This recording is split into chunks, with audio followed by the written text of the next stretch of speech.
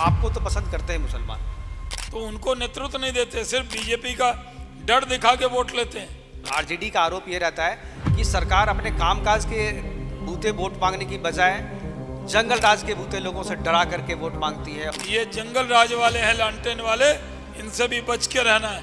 एक जोड़ा कपड़ा होता था, कई बार यहाँ से फट जाता था और हमारे दोस्त हमको चिढ़ाते थे, उनको पता नहीं था ये देश का कपड़ा मंत्री बनने वाला है। यूएस में जाइए, जर्मनी में जाइए, जापान में जाइए, सब जगह आपको मिथिला पेंटिंग्स और मिथिला की बात होती है। जिस तरह अगर मिथिला ने इतना सपोर्ट न किया होता तो नीतीश कुमार जी मुख्यमंत्री नहीं होते। जो केंद्र में जो राजनीति की वो अलग, लेकिन अब आपको बिहार की तरफ लौटना चाहिए। अगर बीजेपी ने मुझे अपना नेता न बनाया होता, कार्यकर्ता न बनाया होता।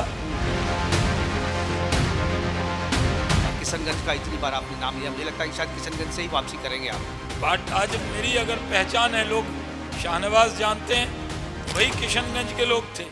साधना मीडिया ग्रुप की तरफ से मिथिला निर्माण कॉन्क्लेव की शुरुआत पहली बार मिथिला की धरती पे हो रही है और पहली बार मिथिला के सपूत सैयद शाहनवाज हुसैन जी के बारे में आप लोग बहुत कुछ जानते हैं, क्योंकि राष्ट्रीय मीडिया में हमेशा छाए रहते हैं और एक ऐसा चेहरा है बीजेपी के जो कोई भी मुद्दा हो उस पर सरकार का पक्ष रखने के लिए, पार्टी का पक्ष रखने के लिए और तर्कपूर्ण तरीके से अपना पक्ष रखने के लिए, सरकार का पक्ष रखने के लिए जाने जाते हैं। और इनकी बात जो है केवल जनता के दिल तक नहीं पहुंचती है, बल्कि जो विपक्ष हैं उनके दिल को भी चुभती है।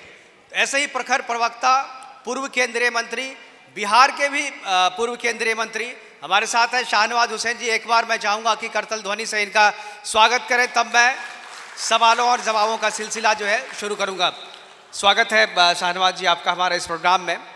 कुछ मैं समझता हूँ माइक आपके बगल में है।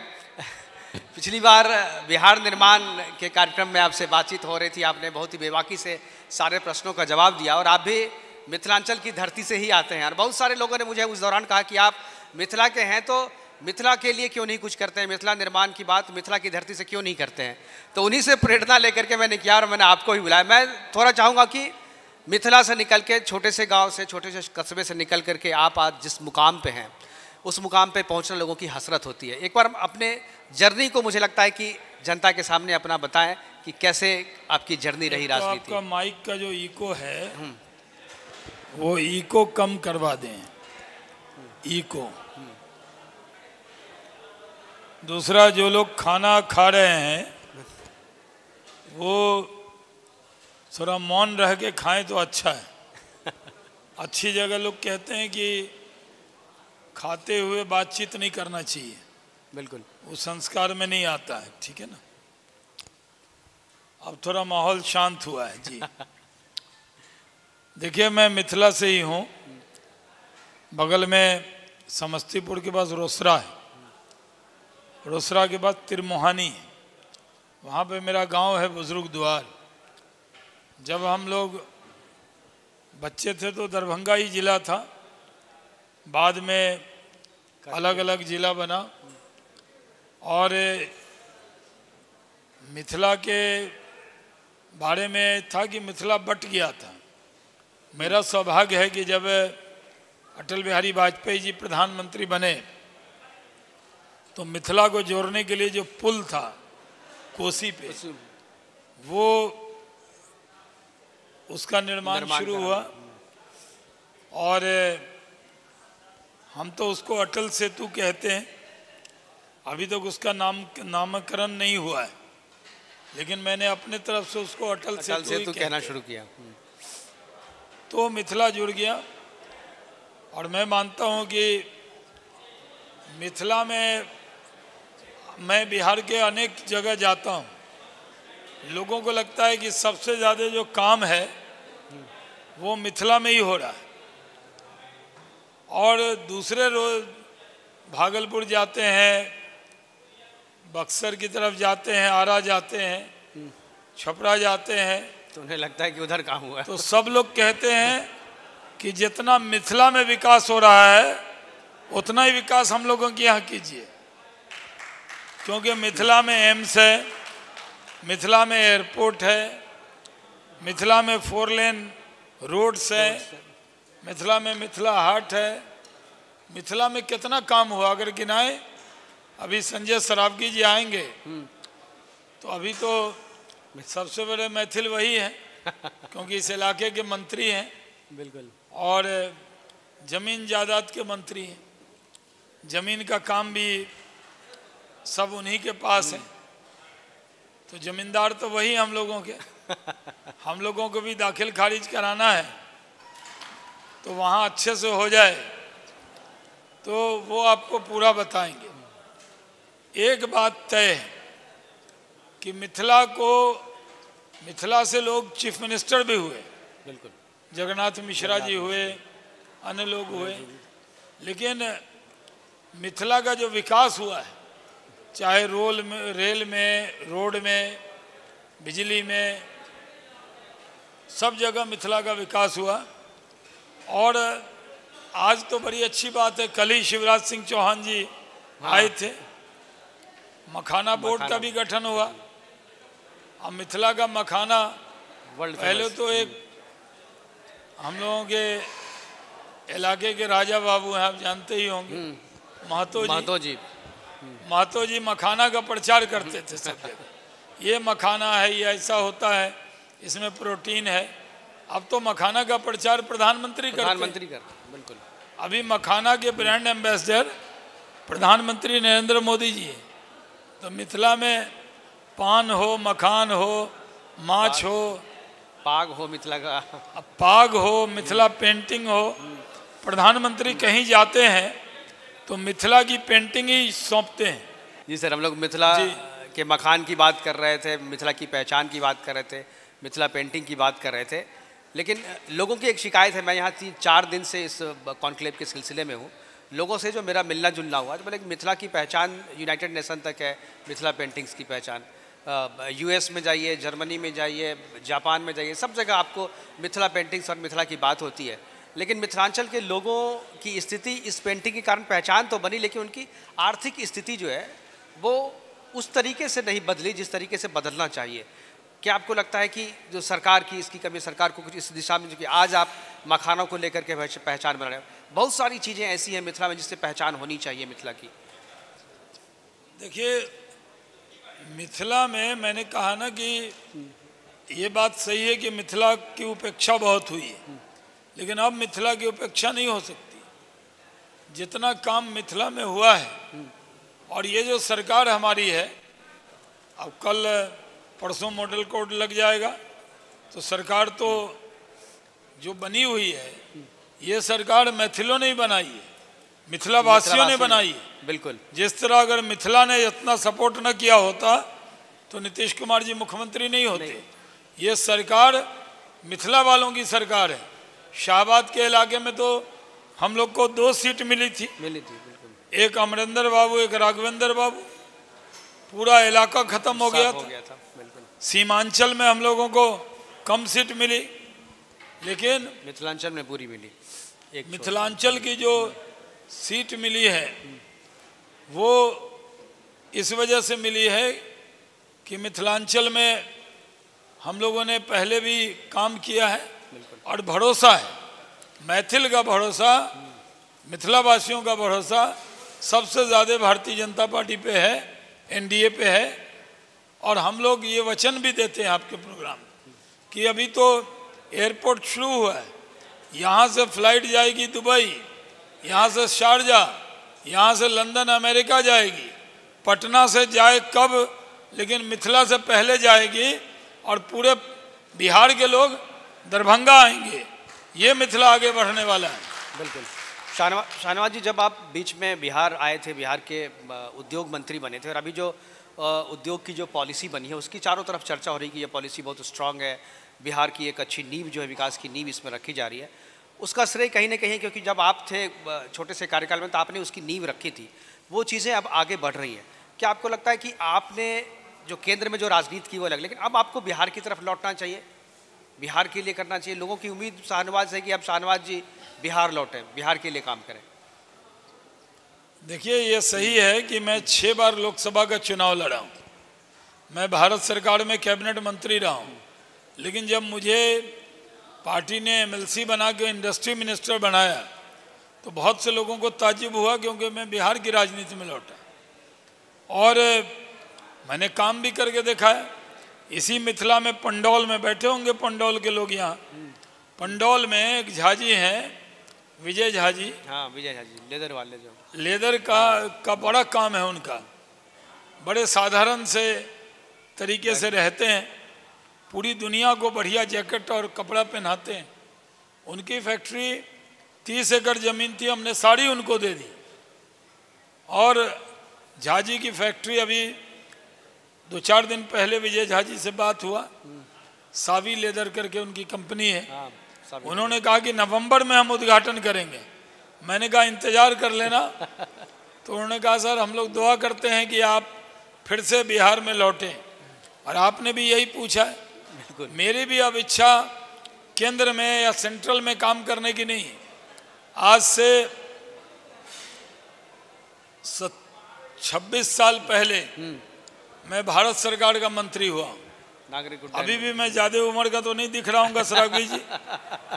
अभी भी 26 साल पहले मैं भारत सरकार का फूड प्रोसेसिंग इंडस्ट्री मिनिस्टर रहा, HRD मिनिस्टर रहा, स्पोर्ट्स मिनिस्टर रहा, नागरिक उड्डयन मंत्री रहा। मैं ये सिविल एविएशन मिनिस्टर के साथ टेक्सटाइल कोल मिनिस्टर रहा। और उसी वक्त हमने गया के एयरपोर्ट बनाया था। अभी अगर पार्टी कहेगी, हम लोग तो पार्टी के आदेश पे चलते हैं, पार्टी कहेगी, पूछेगी कहाँ काम करना, सेंट्रल में या स्टेट में। अभी तो राष्ट्रीय प्रवक्ता की जिम्मेदारी निभा रहे हैं। अगर पार्टी कहेगी, हुक्म करेगी, तो बिहार में भी रोल अदा करेंगे। नहीं, ये तो ठीक है, पार्टी कहेगी, आप हुक्म मानते हैं, आप अनुशासित सिपाही हैं पार्टी के। आपकी दिल्ली इच्छा क्या है? जो पार्टी आपके दिल में क्या है? मेरे दिल की इच्छा तो बिहार ही है। बिहार। अगर एक तरफ मेरे सामने हो कि सेंट्रल में काम करना कि बिहार में करना, तो मैं कहूँगा मुझे बिहार में करना है। बिल्कुल। तो इसी बात पे मुझे लग रहा है कि दर्शकों की प्रतिक्रिया होनी चाहिए कि शाहनवाज जी, शायद ये आवाज़ सर वहाँ तक भी जाए जहाँ से आदेश मिलता है आपको, और उनके कान तक जाए तो शायद आप जो चाहते हैं वो मिल भी जाए।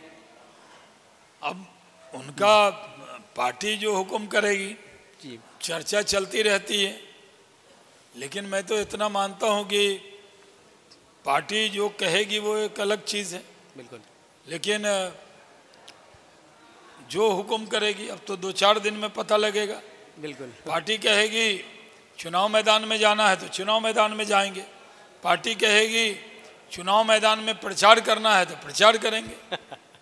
एक चीज़ अभी नीतीश सरकार के कामकाज पे लोग ये कर रहे हैं, नीतीश सरकार ने जितना काम किया है उस कामकाज के आधार पर वोट है। लेकिन अभी भी कुछ लोग, RJD का आरोप ये रहता है कि सरकार अपने कामकाज के बूते वोट मांगने की बजाय जंगल राज के बूते लोगों से डरा करके वोट मांगती है। और जंगल राज है, जंगल अभी तक इतने साल 20 साल हो गए, तो फिर जंगल राज पे क्यों चुनाव आकर के टिक जाता, धुरी क्यों बन जाती है? अभी थोड़ी देर पहले लाइट गई थी, अंधेरा हो गया था। अगर अंधेरा नहीं जानेगा आदमी तो उजाले में रहेगा। एक देश है जहाँ पर दिन में रात ही नहीं होती है। नॉर्वे। नॉर्वे में, हाँ। शायद नॉर्वे, नीदरलैंड या आजकल लोग बड़ा पकड़ते हैं क्या बोले नहीं बोले।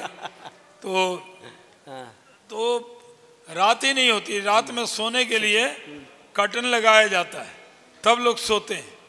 बिहार के लोगों को उजाला तो दिख रहा है, लेकिन ये याद दिलाना होगा कि ये जो लालटेन वाले हैं, इनके राज में रात में आप चल नहीं सकते थे, महिलाएं नहीं चल सकती थी। बड़ा आदमी, पैसे वाला घर में सुरक्षित नहीं था, चोरी डकैती अपहरण सब होता था। तो वो याद दिलाते हैं कि ये वही जंगल राज वाले लोग हैं जो फिर से जंगल राज लाना चाहते हैं। तो ये याद दिलाना जरूरी रहता है। लेकिन हम लोग डेवलपमेंट के मुद्दे पे जाएंगे, पटना में एम्स के मुद्दे पे, दरभंगा एम्स के मुद्दे पे लड़ेंगे, दरभंगा एयरपोर्ट के विषय पे लड़ेंगे, बढ़िया सड़क के नाम पे लड़ेंगे, बढ़िया बिजली के नाम पे लड़ेंगे, 125 यूनिट बिजली फ्री दी है इस पे लड़ेंगे, 400 से 1100 पेंशन किया इस पे लड़ेंगे, 10,000 महिलाओं के अकाउंट में डाला है इस पे लड़ेंगे। हम लोग 11 साल में नरेंद्र मोदी ने 14 लाख करोड़ रुपया बिहार को दिया, इस पे लड़ेंगे। 13 ग्रीनफील्ड एक्सप्रेसवे बनाया, इस पे लड़ेंगे। पूर्णिया का भी एयरपोर्ट बनाया, इस पे लड़ेंगे। हम लोग ये पटना में मेट्रो लाए और सब बड़े शहर में, महानगर में मेट्रो लाएंगे, इस पे लड़ेंगे। हम लोग बिहार में अच्छी कानून व्यवस्था लेकर आए, इस पे लड़ेंगे। हम लोग अपने मुद्दे पे लड़ेंगे, लेकिन साथ में ये भी बताएंगे कि ये जंगल राज वाले हैं, लालटेन वाले, इनसे भी बच के रहना है, उनसे अलर्ट करा के भी लड़ेंगे चुनाव। क्या इतने सालों में रहने के बाद भी विपक्ष अभी तक अगर जिंदा है और विपक्ष को ये लगता है कि हम सरकार बना लेंगे, अभी सबसे बड़ी पार्टी अगर कहें नंबर के हिसाब से तो जो आरजेडी ही अभी सबसे, नहीं हम ही हैं, हम 80 सीट में हैं। पार्टी अकेले है तो अकेले।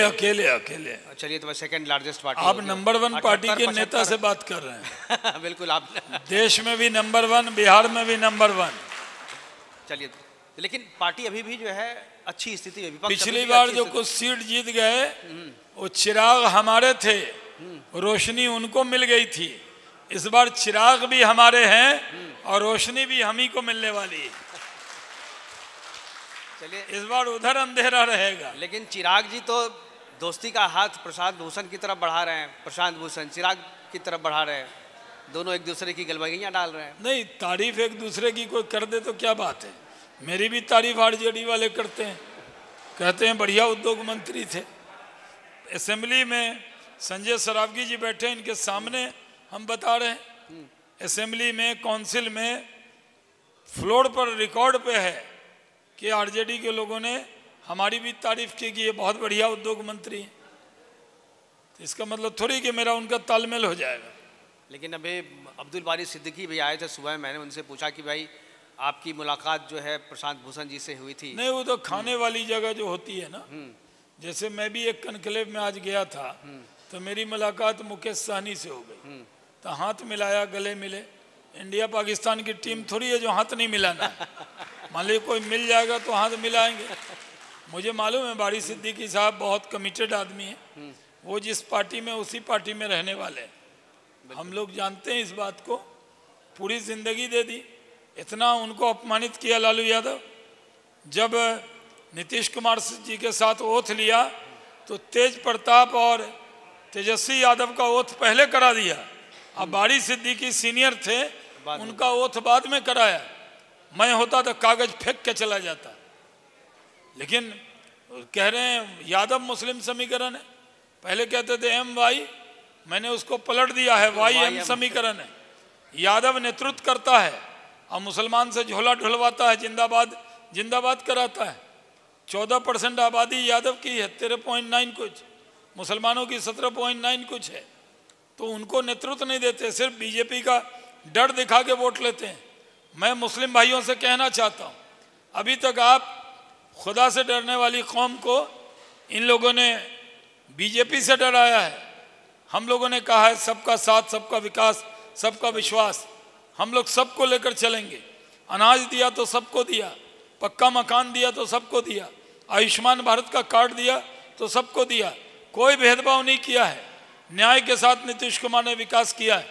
इसलिए जो काम आए हैं उनके काम आइए, लेकिन इनके बहकावे में मत आइए। आप तो इतनी बात कर रहे हैं, लेकिन बीजेपी ने मुसलमानों को क्या दिया? आप तो इतने अच्छे नेता थे, मंत्री थे, इतना अच्छा रिकॉर्ड था, आपको तो 2 कार्यकाल तक आपको बिठा के रखा सेंटरिंग में। मुझे पार्टी का फेस बनाया, नहीं तो बुलाते आप यहाँ कनकले। इतना वक्त लग गया, नहीं मुझे वक्त लग गया। मैं तो पिछले कितने साल से पार्टी का प्रवक्ता हूँ, पार्टी की बात कहता हूँ। मैं कहूँगा तो आप कहेंगे बीजेपी ने कहा, आपको यानी शाहनवाज ने कहा। 14 में टिकट नहीं मिला, 19 में टिकट नहीं मिला, CEC के आप मेंबर थे, CEC में आपको निकाला। उसके बाद भी जो मिलना चाहिए शाहनवाज हुसैन को, जो डिजर्व करता था, सबसे यंग। देखिए 14 में मैं लड़ा था, लेस देन 1% वोट से रह गया था। 1924 में वो सीट अलायंस में चली गई तो मैं नहीं लड़ा। मैं तो घर पे सो रहा था, फोन आया, शाहनवाज उठिए, जाइए नॉमिनेशन कीजिए, MLC बनिए। मैं घर में सो रहा था, फिर फोन आया, जाइए उद्योग मंत्री का ओथ लीजिए। पार्टी ने तो बिना MLA MP बने हुए जिम्मेवारी दी, और हमने 18 साल हम मंत्री रहे होंगे। 1.25 साल में हमने बता दिया कि उद्योग क्या होता है। 3000 एकड़ जमीन हमने मांगी नीतीश कुमार जी से।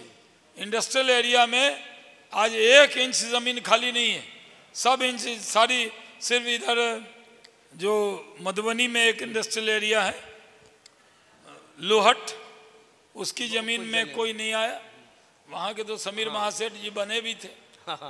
और उसके अलावा तो सब जगह हमने प्लग एंड प्ले शुरू किया। कई जगह 17 इथेनॉल के प्लांट बनाए। आज मक्का के जो किसान हैं उनका कितना पैसा बढ़ाया हमने। जो लोग 800 रुपये मक्का बिकता था, आज मिथिला में भी मक्का बहुत होता है, 2400 रुपये 2200 रुपये बिक रहा है। 3 गुनी कर दी हमने उनकी इनकम, क्योंकि बिहार के मक्का से इथेनॉल बनता है और वो इथेनॉल पूरे हिंदुस्तान में जाता है, एक्सपोर्ट तक हो रहा है। तो बिहार के अंदर हमने काम करके दिखाया है। और ये पार्टी ने जब सरकार बदल गई तो मेरी जगह समीर महासेठ आ गए, वो तो मिथिला के ही थे। बिल्कुल। और अभी भी मिथिला के उद्योग मंत्री नीतीश मिश्रा जी हैं। लेकिन पार्टी ने कहा कि आप थोड़े दिन बहुत काम किया, आप पार्टी का काम कीजिए, तो हम पार्टी का काम करने लगे। फिर पार्टी अगर कहेगी कि नहीं आप वापस आइए बिहार, आप बिहार में काम कीजिए, तो आप मुझे बिहार में काम करते हुए दिखेंगे। बहुत पेशेंस है सर आप में, बहुत ही ज़्यादा अनुशासित भी हैं आप। हमारे यहाँ कहते हैं नाराज नहीं होते आप किसी से। इन्नल्लाह मा साबरीन, खुदा सब्र करने वालों के साथ है और ईश्वर धीरज रखने वालों के साथ होता है। और मुझे क्या कहेंगे, किसको, मेरी पार्टी ने जितना मुझे दिया उतना किसी को दिया है क्या? हाँ, ये मैं भारत के इतिहास में सबसे कम उम्र का कैबिनेट मिनिस्टर का रिकॉर्ड शाहनवाज हुसैन के ही नाम। बिल्कुल। 30 साल में भारत सरकार का मंत्री, 31 साल में इंडिपेंडेंट चार्ज मिनिस्टर, 32 साल में इंडियन हिस्ट्री में सबसे कम उम्र का कैबिनेट मंत्री। राजा करण सिंह का रिकॉर्ड मैंने तोड़ा, वो 36 साल की उम्र में बने थे, मैं 32 साल की उम्र में बना।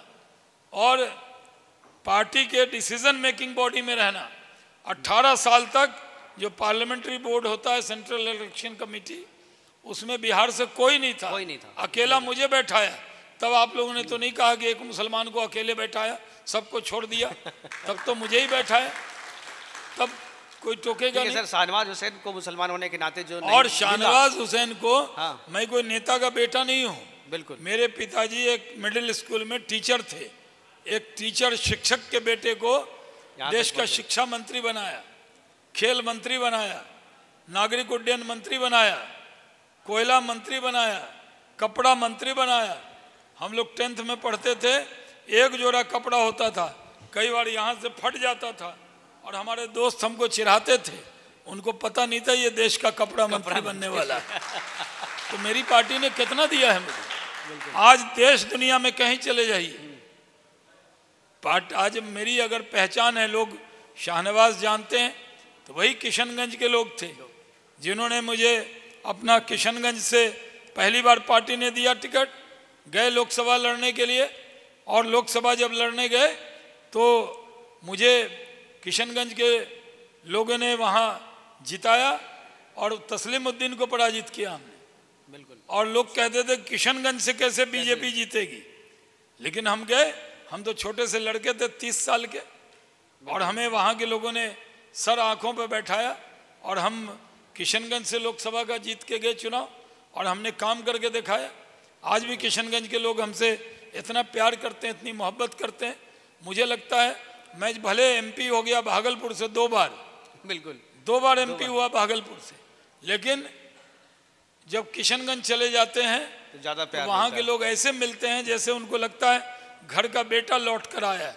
क्योंकि माँ बाप ने, वालिद ने मुझे पैदा किया, वालिद वालदा ने, लेकिन पहचान और नाम किसी ने दिया तो किशनगंज के लोगों ने दिया। तो वहाँ के लोगों ने जहाँ 65% मुस्लिम आबादी थी, वहाँ पर मुझे उन लोगों ने सांसद बनाया और भारत सरकार का मैं मंत्री बना। तो हमने काम करके देखा है, हमने बिहार का नाम ऊंचा किया है। बिल्कुल। भले बिहार में आजकल हो जाता है, नए नए लोग आते हैं, कहते हैं उद्योग नहीं लग रहा है। अरे भाई, सावन में सुने थे कि लोग हरा हरा दिखता है, जो नाबीना होते ले जाइए दिखाइए, 17 इथेनॉल प्लांट नहीं दिखते, पंडौल का टेक्सटाइल मिल नहीं दिखता। आप जब आए तो ये सब आप लोग क्यों नहीं पूछते उन लोग से? फिर कहते बिहारी बाहर जा रहे, क्यों नहीं जाएंगे बिहारी? बिहारी तो मॉरिशस गया ना, सूरीनाम सब गया, अपना सिलिकॉन वैली में। दरभंगा के बच्चे सिलिकॉन वैली में इंजीनियर हैं, अमेरिका में, लंदन में। बिल्कुल नहीं। अब बिहार का लोग मुंबई में, दिल्ली में, कलकत्ता में, चेन्नई में।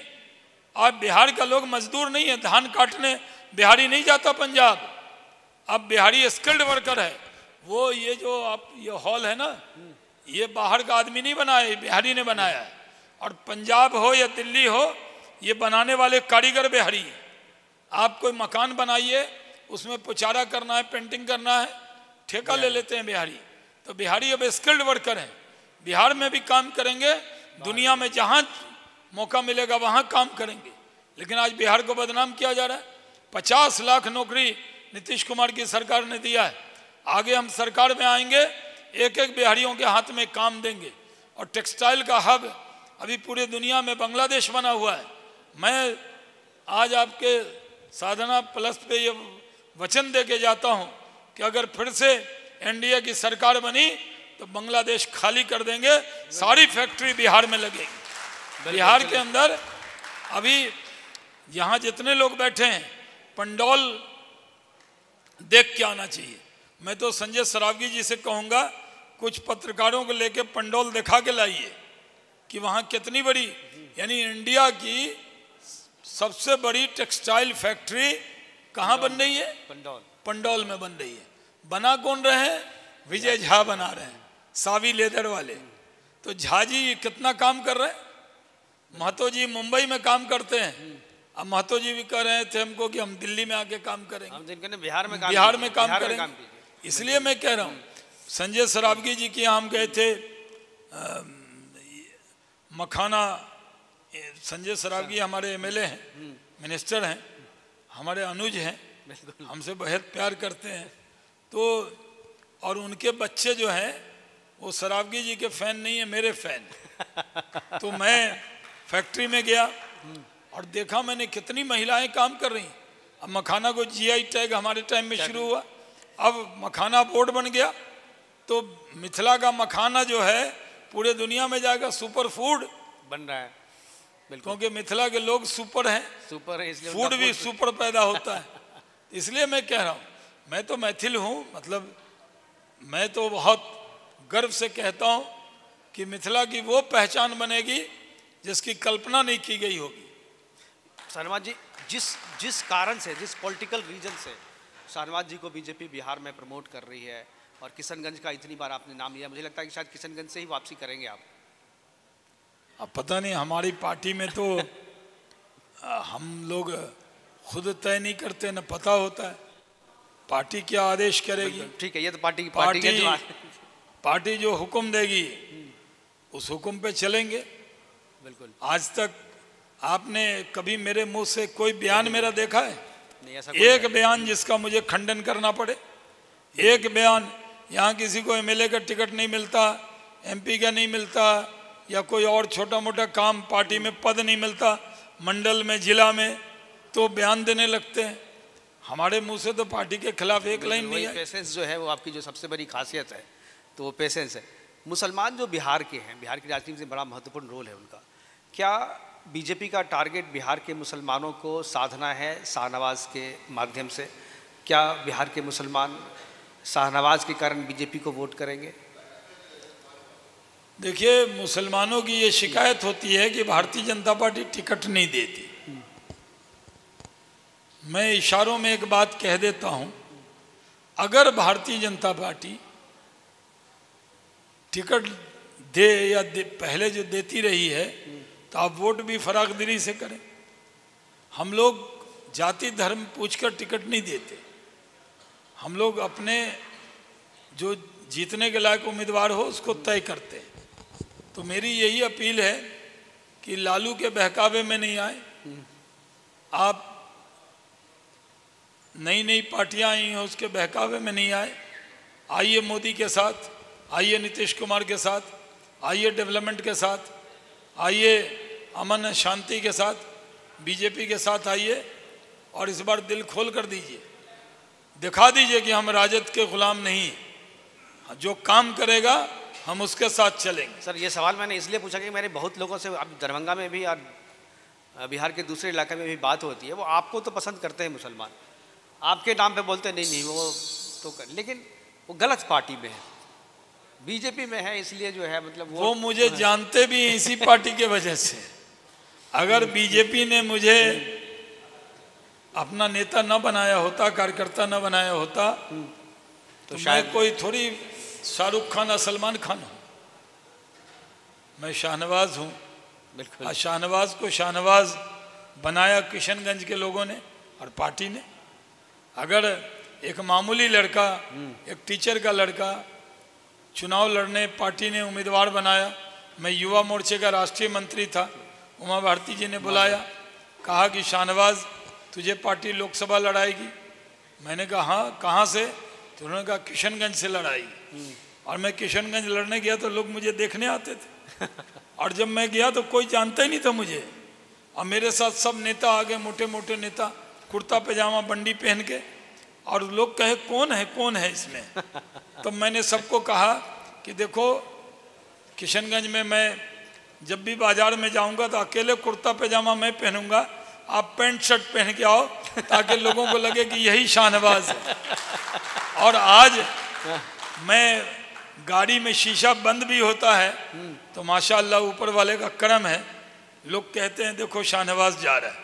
अभी मैं आ रहा था, गुमटी पे बंद थी गाड़ी, तो संजय सरावगी जी के बहुत से दीवाने आ गए और वो शीशा हमारे पास फोर्स थी, सोचे क्यों आए, तो उन्होंने कहा सर हमने पहचान लिया आप कि शाहनवाज जी जा रहे हैं, आपको प्रणाम करने आ गए। तो वो पहचान किसने बनाई? वो तो पार्टी ने बनाई। तो जिस कारण से पार्टी बना रही है, मुसलमान वोट देंगे बीजेपी को, अगर मुसलमान ने वोट दिया तो फिर तो यहाँ पर केवल आप ही नहीं जीतेंगे, मुझे लगता है कि वो क्लीन स्वीप होगा। इस बार की लड़ाई को आप किस तरीके से देखते हैं? क्योंकि इस बार लड़ाई में जनसुराज की भी चर्चा हो रही है, जनसुराज सभी नेताओं का नाम ले रहे हैं, लेकिन आपका नाम आज तक उन्होंने नहीं लिया, ना आपके खिलाफ ना आपके पक्ष में, ऐसी क्या बात है? देखिए जनसुराज से कोई मेरी ऐसी कोई दोस्ती नहीं है, ये सही है कि उदय बाबू और हम गहरे दोस्त रहे हैं। बिल्कुल। और साथ में एमपी थे, वो पूर्णिया में थे, बॉर्डर लगता था भागलपुर से, हम किशनगंज में थे। बिल्कुल। अब वो बगल में पूर्णिया, हम पूर्णिया के भी एमपी रहे। हाँ। यानी पूर्णिया की एक विधानसभा, अररिया की 2 विधानसभा, किशनगंज की 3 विधानसभा का मैं सांसद था। तो प्रशांत किशोर भी मिले हैं कई बार, वो अपना काम कर रहे हैं। अब ये थोड़ी है कि पूरी लिस्ट लेकर बैठेंगे वो, और मेरी जिंदगी तो शुचिता के साथ रही, मैं जो हूँ वो हूँ। बिल्कुल। प्रशांत किशोर क्या फैक्टर है इस बार चुनाव में? जो आपके पार्टी के हर एक मंत्री की पोल खोलते जा रहे हैं, अभी भी वो 2 मंत्रियों का दस्तावेज लेकर रख रहे हैं, बोल रहे हैं जो ऐसा है। हर चुनाव में एक नई पार्टी रजिस्टर्ड होती है, और मैं जातिवादी व्यक्ति नहीं हूँ कि एक का नाम लूँ उस पार्टी की संभावना। मेरे से दूसरा भी पूछिए, एक नई पार्टी और आई है तेज प्रताप यादव जी की, उनकी संभावना भी पूछिए, वो भी पीला टोपी लगा के घूम रहे हैं। तो तेज प्रताप यादव हो उनकी पार्टी, या प्रशांत किशोर जी की पार्टी, या मिथिला की एक बेटी थी पुष्पम प्रिया चौधरी जी, पिछली बार वो नई पार्टी लेकर आई थी और मिथिला की थी, तो हम उनके खिलाफ कुछ बोलते नहीं थे, क्योंकि हमारे मिथिला की बेटी। बिल्कुल। उन्होंने भी बहुत सी बातें कही थी, अखबार में बड़ा बड़ा ऐड दिया था, बहुत से वादे किए थे, तो वो भी चुनाव लड़ी। तो पार्टी लाने का हक तो सबको है, हम तो एतराज़ नहीं कर सकते। बिल्कुल। तो और जो पार्टी लाएगा, जो हलवाई दुकान खोलेगा कहेगा सबसे मीठा रसगुल्ला यही मिलता है। अब खाने के बाद पता लगेगा मीठा था, लेकिन शहर में दुकान होती है। दरभंगा में एक मिठाई की दुकान है, संजय सरावगी जी हमको एक बार मिठाई भेजे थे। कौन दुकान है? एक बड़ी पुरानी, राधे राधे राधे राधे राधे राधे। हाँ। उसका एक बार लड्डू भेजे थे, तो हम बोले कि ये लड्डू क्यों भेजे? बोले नहीं, वो इसका बड़ा सबसे बढ़िया लड्डू यही बड़ा पुराना है। तो मिठाई की जो दुकान होती है जिसका नाम हो जाता है, दिल्ली में जाइएगा तो कहेगा कलेवा, कलेवा का, तो लोग कहेगा मिठाई वहीं से लाओ। अब बगल में कोई बनाएगा तो जल्दी भरोसा नहीं करते। तो हमारी जो मिठाई की दुकान है, मोहब्बत की, राहुल गांधी वाली मोहब्बत की दुकान नहीं है, वो तो मोहब्बत भी दुकान में तलाश रहा है। अब बताइए मोहब्बत कहीं दुकान में मिलती है? तो हम लोगों की जो क्रेडिबिलिटी है उसमें अटल बिहारी वाजपेयी, लाल कृष्ण आडवाणी, कैलाशपति मिश्रा, नरेंद्र मोदी, इन पर भरोसा ज़्यादा है लोगों। अब जो लोग नई पार्टी लेकर आए हैं वो अपना कोशिश कर रहे हैं, बिल्कुल उनको अपने बारे में कहना चाहिए, लेकिन वो इलेक्शन स्ट्रेटजिस्ट हैं, उनके स्ट्रेटजी का पार्ट है कि अपनी तारीफ करो, हम ख्वाब दिखाएंगे और दूसरे को बुरा बताओ। तो ये उनके स्ट्रेटजी का पार्ट है। बिल्कुल। अभी आपने मोहब्बत की बात की तो मुझे आपकी स्टोरी याद आ गई, जो आपकी भी मोहब्बत जो है वो चर्चा और मीडिया सुर्खियों में रही है। थोड़ा सा मैं जानते होंगे बहुत सारे लोग, लेकिन मुझे लगता है कि एक बार फिर से बताएंगे तो लोगों को बड़ा इंटरेस्ट आएगा। जो आपकी मोहब्बत की दुकान जो है, मैं दुकान नहीं कहूँगा, आपकी मोहब्बत की स्टोरी बिल्कुल सुनिए, मोहब्बत की जो स्टोरी बहुत ये शब्द राहुल गांधी को कोई सही बताए नहीं। दुकान की मोहब्बत पेड़ होती है, पेड़ होती है, डेफिनेटली। राहुल गांधी पेड़ मोहब्बत तलाश रहे हैं। मोहब्बत आंखों से होती है। अब राहुल गांधी ने की या नहीं की मोहब्बत किसी से पता नहीं मुझे, लेकिन मोहब्बत को बदनाम न करें। लेकिन आपने तो किया है। मैंने तो किया मोहब्बत। मैं चाहूँ थोड़ी सी स्टोरी, अपनी लव स्टोरी, क्योंकि बहुत मैं इसके बाद क्वेश्चन आंसर का सिलसिला शुरू करूंगा। मेरे बच्चे बड़े हो गए, अब उनकी शादी होनी उनको भी सुन के लगता होगा पापा अभी तक मोहब्बत की बात कर रहे हैं, तो मुझे थोड़ी हेजिटेशन होती है। लेकिन ये सही है कि मैंने सोनीपत की रहने वाली हरियाणा की रेनू से प्यार किया, बस में मिले, मोहब्बत हो गई, फिर शादी हो गई, और हम, वो टीचर हैं, कवित्री हैं, और मैं जनता की सेवा में लगा हूँ। शुरुआती दिनों में उन्होंने आपको फाइनेंशियली भी काफ़ी नेतागिरी में मदद की। ये भी कहानी है कि आप जब स्ट्रगल कर रहे थे, पैसे की कमी होती थी, तो वो फाइनेंशियल जितनी मदद की उससे ज़्यादा तो वसूल लिया इतने साल। उन्होंने, हमारी नौकरी छूट गई थी, और मैं हरदम लोगों को कहता हूँ कि जब तक नई नौकरी न लगे पुरानी नहीं छोड़नी चाहिए। मैंने गुस्से में छोड़ दी, अब नई मिल नहीं रही थी, तब वो थोड़ा पैसा घर से चुरा कर लाती थी, मुझे देती थी, और उसके बदले में तो पिछले 30 साल से भुगतान कर रहे हैं। चलिए, बड़ा अच्छा बातचीत का सिलसिला चल रहा है, लेकिन समय की भी अपनी सीमा है, और सर को भी जो है अभी संजय सरावगी जी को भी आना है। संजय सरावगी जी भी हैं और सर को भी जाना है। तो अगर कोई सवाल पूछना है तो जबरदस्ती सवाल ना पूछे, अगर नहीं पूछना है तो कोई बात नहीं, लेकिन अगर सब बात तो हो ही गई। हाँ, नमस्कार, मैं प्रभात भूषण, गोदावरी फाइनेंशियल सर्विसेज से। सर, मैं ये पूछना चाहता हूँ कि अगर इस बार एनडीए जीतती है और आपको सीएम पद ऑफर देती है, तो क्या सर आप सीएम पद स्वीकार करेंगे? इसका सरागी जी क्या जवाब होगा? मगर की बात नहीं है, सीएम एनडीए जीतेगी तो नीतीश कुमार ही मुख्यमंत्री होंगे, इसमें कोई शक की गुंजाइश नहीं, क्योंकि नाम घोषित करके चुनाव हो रहा है, नाम ऐलान करके चुनाव हो रहा है। ऐलान किया है कि नीतीश कुमार जी के नेतृत्व में लड़ेंगे, नीतीश कुमार जी के नेतृत्व में सरकार बनाएंगे। बिल्कुल। और कोई? सर, मेरा नाम नेहा है, और मेरा सवाल ये रहेगा कि आप कह रहे थे कि किस तरीके से विकास हो रहा है, और बिहार में कैसे नीतीश कुमार जो है वो महिलाओं को पैसा दे रहे हैं, जैसे कि उन्होंने 2000 अभी बढ़ाया है, 10,000 रुपये बहुत सारी महिलाओं को रोजगार के लिए मिला है। ये सब चीज़ तो हो रहा है, लेकिन ऐसा क्यों होता है कि जब इलेक्शन आता है उसी टाइम पे ये सब चीज़ याद आता है, उससे पहले याद नहीं आता है? 5 साल में इलेक्शन के टाइम पे ये देखा जाता है कि इस टाइप का कुछ होता है, तो इसका क्या जवाब होगा? ठीक है। देखिए, रोड में, बिजली में, पानी में, सड़क में, इंडस्ट्री में काम किया है, और अभी जब इलेक्शन आया तो कल मॉडल कोड ऑफ कंडक्ट लगेगा कल, लेकिन अभी भी लगता है कल सुबह तक क्या क्या कर लें। तो जितना अच्छा से अच्छा कर सकते हैं, हमें 5 साल के लिए कार्यकाल मिलता है। ये नहीं कहा जा सकता है 1 साल में आप ये करेंगे, 2 साल में ये करेंगे, 3 साल में ये करेंगे। क्रिकेट के मैच में रन रेट को ठीक बना के चला जाता है, और जब लास्ट ओवर आता है जो डेथ ओवर कहते हैं, उसमें चौके छक्के मार दिए जाते हैं। तो मार दिया हमने चौके छक्के। तो ये नीतीश कुमार लगातार चौके छक्के मार रही है और इस बार मैच जो अभी है एक तरफा।